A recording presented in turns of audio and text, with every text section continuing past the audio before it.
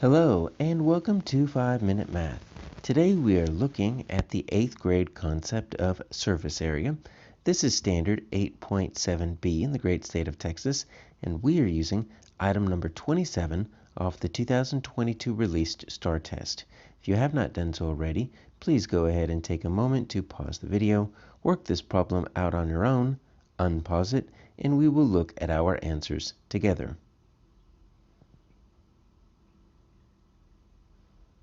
So we have a pretty basic cylinder shown here, and we need to find the lateral surface area, or actually what's closest to, because since we'll be dealing with pi, we're going to just get a whole bunch of decimals. We're going to have to end up rounding that. It looks like we're rounding it to the 10th place.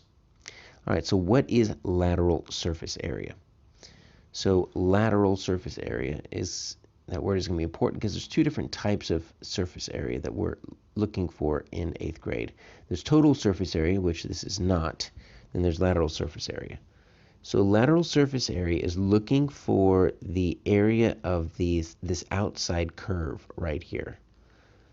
So not the volume, not the inside, but what is the surface area, if you were to put little squares here, area like we've been learning since the 3rd grade, of this outside curved face right here. What would that be? That's just the lateral surface area. If we ever wanted the total surface area, we are then going to include both bases. But right now we're just looking at the lateral, so we're not needing both bases. These two would be the total. So if we were to look at our mathematics chart, we would find this formula. We would find the lateral surface area, or something, it's not going to say LSA, but that's just going to be an abbreviation for us, is going to equals 2 pi r h. So 2 pi r times the height. Now where do we get these letters from? Well, we know what the height is, right? That's the 7.6. 2 pi r, well, 2 pi is the same as your diameter, right? So that's your diameter times your pi. And diameter times pi, that's also the circumference. So really, we're just looking for the circumference times the height, which should make us think of the lateral surface area of a prism is going to be perimeter times height. So I just need to find the circumference, right? Multiply that by the height. But it is kind of easier if we do the 2 pi r, because that's how you find the circumference is you take the diameter, you multiply that by pi. So let's go back to this original one right here. I've got 2 times pi.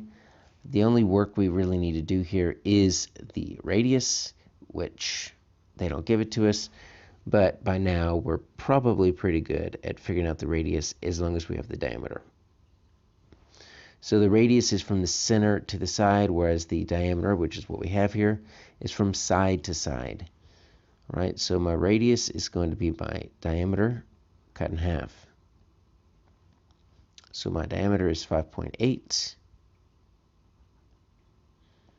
cut that in half. So that's going to give us 2.9.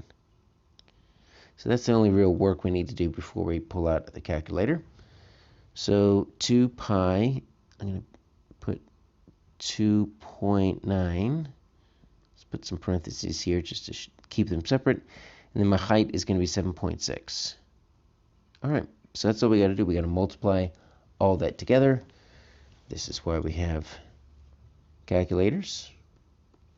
So let's see, 2 times pi is going to get about 6.28. I'm going to multiply that by 2.9. It's going to get about 18.2. Then we need to multiply that by 7.6. And you're going to get about 138.481404. And it keeps going. That's why we round. It's going to change that up to a 5. So we're going to get about 138.5 C.